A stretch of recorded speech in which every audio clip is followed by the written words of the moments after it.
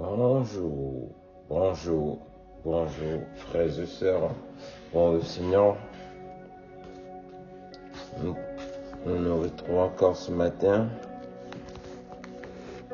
pour continuer notre programme matinal. Amen. Nous bénissons le Seigneur qui nous fait la grâce de nous retrouver encore ce jour ensemble afin de nous encourager comme nous avons l'habitude de le faire. Amen. Ce matin, nous allons parler de la Nouvelle Jérusalem, la cité céleste de Dieu, la ville la plus précieuse qui n'a jamais existé, quel que soit depuis des siècles et des siècles. C'est une ville unique à son genre. Il y a plusieurs villes dans ce monde, mais la ville, la Nouvelle Jérusalem qui descendra du ciel, on peut fouiller dans toutes les générations, dans toutes les villes du monde entier, que le monde a connu dans ce monde. Il n'y en aura aucune ville qui est semblable à la Nouvelle Jérusalem qui viendra du ciel. Car c'est une ville spirituelle qui a été créée avec les choses qui n'existent pas dans ce siècle présent. C'est une ville spirituelle que Dieu lui-même a créée à son genre unique. Ce qu'il pourrait dire, c'est la ville la plus riche que toutes les générations connues.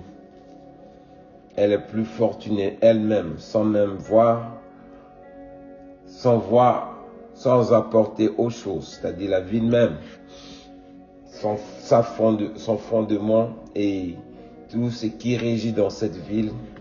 On pourrait prendre toutes les fortunes de ce monde, ça ne pourra pas être comparé à la fortune de cette ville. Dans mes bien-aimés, nous devons comprendre comment Dieu nous a tant aimés, nous les misérables hommes qui ont été créés de la poussière, nous allons y résider ensemble avec ce Dieu.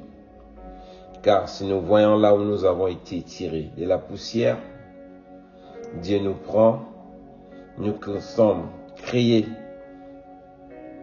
de ce siècle, disons des siècles que le monde va connaître. Dieu va prendre cet élément-là, transférer ça dans un royaume, dans son royaume, et faire partie de la vie du peuple de Dieu. Alors que si nous voyons, au commencement, Dieu existait seul avec les anges. Les êtres humains n'étaient pas avec Dieu. Mais cette fois-ci, Dieu va créer par sa science, créer un mécanisme afin que l'homme puisse quitter la terre pour aller vivre dans son royaume, afin de créer les anges et Dieu et les hommes qui sont issus de la poussière, qui vont demeurer ensemble. Donc c'est une grâce pour nous, mes bien-aimés, de faire partie de ceux-là qui vont vivre cela. Amen. Cela, c'est un peu de décrire cette nouvelle ville que Dieu va faire venir dans ce monde, afin que nous puissions y demeurer, se réjouir du bonheur qui est dans cette ville. Nous allons méditer dans le livre de Apocalypse, chapitre 21, à partir du verset 9. Amen. Apocalypse chapitre 21, verset 9. Le Seigneur nous dit ceci dans sa parole. Puis, un des 7 anges qui tenait les 7 coupes remplies des 7 dernières fléaux, vint et il m'adressa la parole en disant, viens, je te montrerai l'époux, la femme de l'agneau. Et il me transporta en esprit sur une grande et haute montagne. Et il me montra la ville sainte, Jérusalem qui descend du ciel d'auprès de Dieu, ayant la gloire de Dieu. Son éclat était semblable à celle d'une pierre précieuse, une pierre de jaspe transparente comme du cristal. Elle avait une grande et haute muraille. Elle avait 12 portes. Sur les 12 portes, les portes 12 anges. Et des noms écrits ceux des 12 tribus des fils d'Israël. À l'Orient, 3 portes, au nord 3 portes, au midi 3 portes et à l'Orient 3 portes. Les murailles de cette ville avaient 12 fondements sur eux, les 12 noms des 12 apôtres de l'agneau. Parole du Seigneur. Alors ici, mes bien-aimés, nous voyons Dieu, après avoir manifesté sa colère contre les incrédulités, en les infligeant les 7 fléaux que les anges tenaient dans leurs mains, et il vient maintenant, par la grâce qu'il accordait à son serviteur Jean, on lui transporta à un autre niveau supérieur, où il le ramène dans la montagne haute, c'est-à-dire la montagne de Sion, là où Dieu habite. Il lui fait voir le film de la ville de Jérusalem, comment ça descendra. Venez avec le peuple qui était dedans. Vous devez comprendre, mes bien-aimés, Dieu, après avoir frappé les incrédules, le monde et les autres, le monde et le ciel qui va disparaître, et ensuite, il va mener les 1000 ans où Jésus viendra pour enlever son église pendant le millénium, et Satan sera délié, il va régner sur la terre. Pendant ce temps, le corps de Christ, l'église de Christ est déjà enlevé. Et ils vont monter avec le Seigneur, ils vont passer le repas de la noce après la fête maintenant. Et la nouvelle Jérusalem descendra. C'est là où tout sera clôturé. Amen. Mais pendant ce temps, ceux qui ont persévéré, ceux qui n'ont pas pu céder, ceux qui ont gardé la foi jusqu'à la fin du monde, c'est ceux-là qui vont faire partie de ceux-là qui vont résider dans cette nouvelle Jérusalem. Amen. Qui descendra du ciel. Donc c'est un privilège, mes bien-aimés, d'y faire partie. Parce que c'est pas n'importe qui entrera dans cette ville. Oui, entrer, comme la parole de Dieu dit, ni d'impur ne entrera dans cette ville. Ce n'est que ceux-là qui ont été choisis, qui ont trouvé digne de garder le sang de l'agneau jusqu'à la fin de leur vie, il pourra y résister. Donc, mes bien-aimés, nous sommes censés à nous encourager à persévérer. Ne laisse pas les choses qui vont périr, qui seront jetées dans le temps ardent de feu, enlever ton salut. Mais ferme les yeux, garde vraiment le témoignage de Jésus-Christ à cœur jusqu'à la fin du temps. Dieu t'accordera la grâce et tu verras la gloire du Seigneur. Parce que les 7 fléaux, mes bien-aimés, qui vont frapper le monde, c'est des choses, c'est Dieu va exprimer sa colère contre tous ceux qui ont regretté, tous ceux qui ont négligé la grâce que Dieu les avait accordée.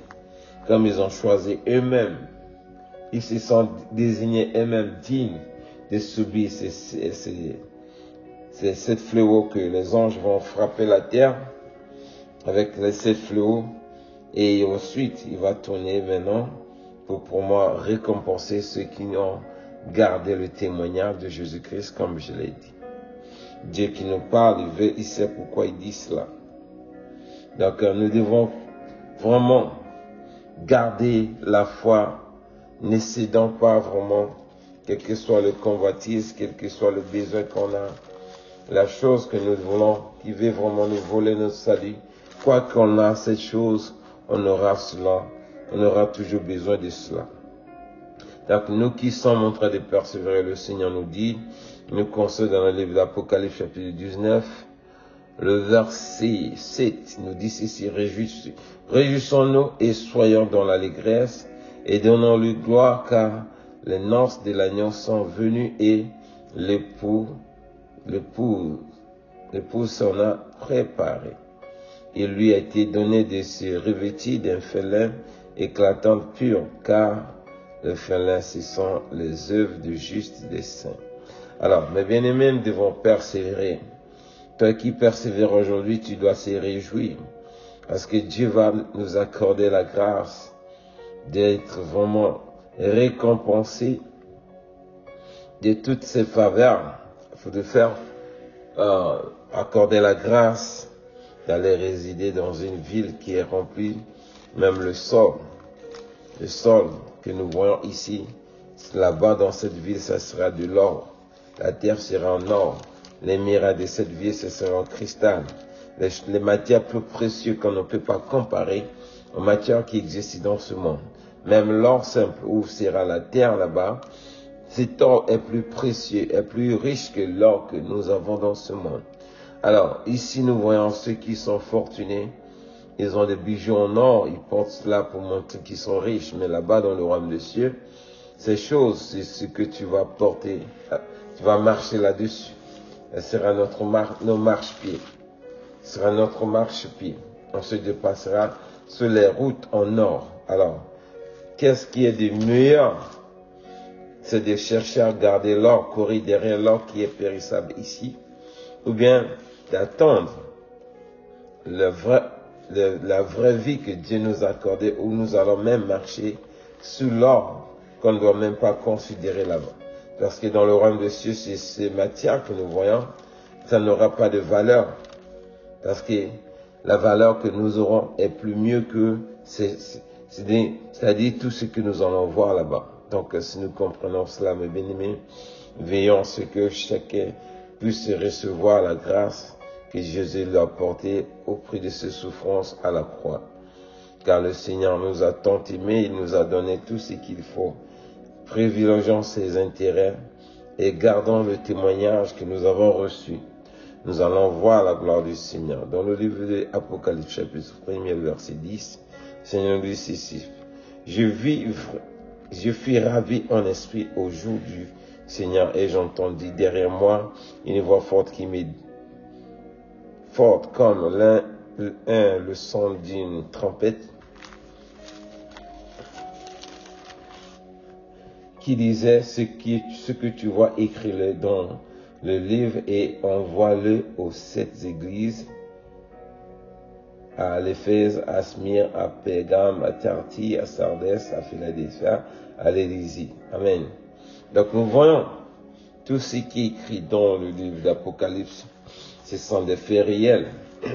Quoi qu'il arrive, nous allons vivre ces choses. Quoi qu'il arrive, nous les verrons s'accomplir parce que le livre d'Apocalypse, vous devez comprendre, mes bien-aimés, c'est un livre qui atteste les choses cachées. C'est-à-dire, ça parle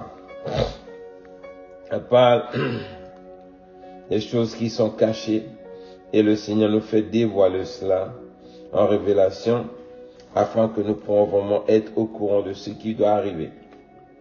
Car la manifestation de la parole de Dieu qui les a rendus à notre portée, c'est pour nous permettre de comprendre pourquoi nous prions et quelle est la suite, quels sont les événements qui viendront ensuite. C'est pour que nous soyons préparés et que nous ne soyons pas surpris de ce qui va arriver à la suite. Si nous sommes confiants, nous devons persévérer jusqu'à ce que chacun puisse hériter les promesses que nous avons entendues au moyen de l'évangile qui nous a été prêché. Parce que Dieu est véritable, ce qu'il dit, il a dit à Jean, ce qu'il a vu, qu'il écrit cela. Et nous aurons l'occasion de lire cela et nous augmenterons notre connaissance et ça nous permettra de savoir comment vivre dans ce monde. Donc toujours Apocalypse chapitre 1er verset 18 à 19 à 20 ajoute ceci: et le vivant, j'étais mort et voici je suis vivant au siècle des siècles, je tiens les clés de la mort et des séjours de mort. Écris donc ces choses que tu as vues et celles qui sont et celles qui doivent arriver après elles. Le mystère de ces étoiles que tu as vues dans ma main droite et les 7 chandeliers d'or. Les 7 étoiles, ce sont les anges des 7 églises et les 7 chandeliers, ce sont les 7 églises. Amen. Alors nous voyons, Dieu avait dit, le Seigneur avait dit à Jean de ce qu'il est en train de voir, qu'il écrive cela et qu'il apporte ça aux 7 églises qui sont dans le monde. car ça représente les 7 églises. Les chandeliers qu'il tient en sa main, ce sont les 7 églises qui animent le royaume de Dieu ici-bas. Et parmi ces églises, il y a d'autres, ils ont la foi. Nous avons vu ça, la foi des nés. Ils ont plusieurs niveaux, catégories de foi. Mais l'église qui sera sauvée parmi toutes ces églises, c'est l'église de Philadelphia. Voilà pourquoi le Seigneur nous dit, après avoir résisté à toutes les tentations de Babylone, persévérons jusqu'à la fin, nous allons voir la gloire du Seigneur et se réjouir de toutes les promesses que Dieu nous a faites au travers de sa parole et nous pourrons glorifier Dieu. Amen. Parce que ce que Dieu déclare, mes bien-aimés, c'est qu'ils vont entrer dans la ville que Jésus-Christ le Dieu a préparée. C'est des gens qui vont se réjouir avec le Seigneur. Voilà pourquoi il dit, lève-toi, sois éclairé, car ta lumière arrive et la gloire de l'Éternel s'élève sur toi. Voici les nations voici les ténèbres couvrent la terre et l'obscurité les peuples, mais sur toi, l'Éternel s'élève sur toi et lève sur toi sa gloire, apparaît, des nations marchent à ta lumière et les rois à la clarté de tes rayons. Amen. Donc nous voyons, ça c'est le livre d'Ésaïe chapitre 60 verset 1 à 3. Ici nous voyons, la parole du Seigneur nous dit, nous savons, nous vivons dans ce monde où la terre est couverte de ténèbres, mais le Seigneur dit sur nous, qui gardons le témoignage de la parole de Dieu, lise la lumière de Dieu qui éclaire, qui nous éclaire, afin de demeurer dans cette lumière et d'attendre la ville qui descendra du ciel, afin de recevoir toutes les promesses que Dieu nous a accordées, comme nous dit encore ce matin. Dans le livre d'Éphésiens chapitre 2, verset 19 à 22, le Seigneur juste ici. Ainsi donc, vous n'êtes plus des étrangers ni des résidents temporaires, vous êtes au contraire concitoyens des saints, membres de la famille de Dieu. Vous avez été édifiés par le fondement des apôtres et prophètes, Jésus-Christ lui-même étant la pierre angulaire. Amen. Alors, et puis verset 21, c'est en lui que tout édifice bien coordonné s'élève pour être un temple saint dans le Seigneur. C'est en lui que vous aussi, vous êtes édifiés avec eux pour former une habitation de Dieu en esprit. Donc nous persévérons parce que nous comprenons maintenant que nous ne sommes plus étrangers, ni les résidents temporaires. La résidence temporaire que nous avons vécue, c'est celle que nous sommes en train de vivre dans ce monde. Mais quand la nouvelle Jérusalem descendra du ciel, nous serons carrément les résidents permanents dans cette ville. Voilà pourquoi la parole de Dieu nous interpelle à comprendre cela, que on fait partie désormais de la famille de Dieu en acceptant Jésus-Christ comme le Seigneur et Sauveur dans nos vies. Et cela nous a permis d'être édifiés dans les fondements de l'évangile que nous avons reçu par les serviteurs de Dieu, les apôtres et disciples du Seigneur. Et Jésus-Christ lui-même étant devenu notre pierre angulaire, et en lui, nous sommes coordonnés pour être un temple saint et dans le Seigneur. Donc vivons de telle manière que nous soyons vraiment cela, que cette parole-là va s'accomplir, parce que il est bien beau de prier, mes bien-aimés, mais il faut vivre selon ce que nous avons reçu comme évangile, afin de pouvoir donner gloire à Dieu.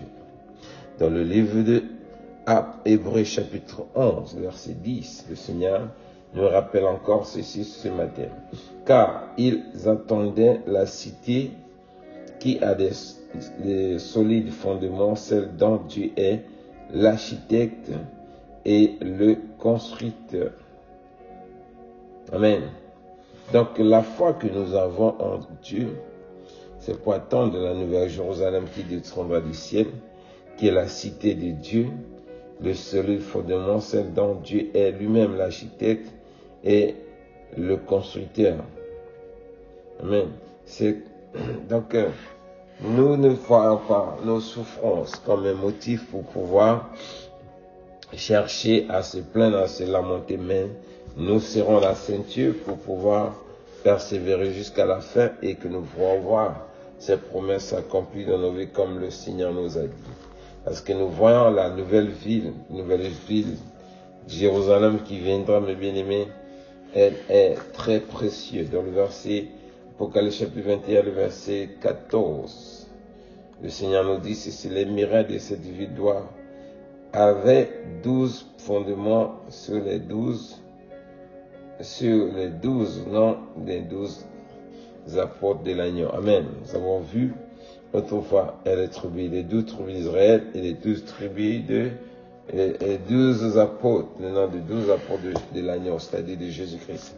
Et quand on lit le verset 18, 19, 20, 21, il parle comment cette ville est décrite, comment elle est si riche en bronze, en toutes sortes de matières précieuses que Dieu a utilisé pour bâtir cette ville. Donc, chaque fois que tu es en train de persévérer dans la foi, mes bien-aimés, tu es en train de créer une place, c'est-à-dire une localité où tu vas être résident permanent. Donc, au lieu de demeurer ensemble avec tous ceux qui seront sauvés sans avoir recevoir une bénédiction quelconque, mais cherche à travailler pour le Seigneur afin de recevoir une récompense selon tes œuvres qui pourra te permettre d'avoir un lieu, une villa bien bâtie selon la parole de Dieu et tu pourras te réjouir de tout le travail que tu t'es donné à travailler comme en arrache-clos ici-bas.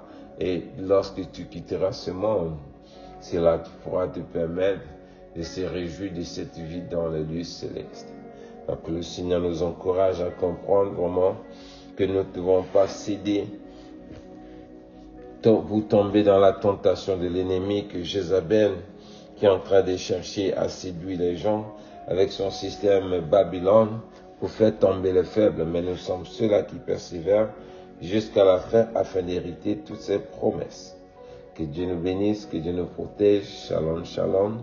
On se retrouve demain par la grâce de Dieu. Bye bye.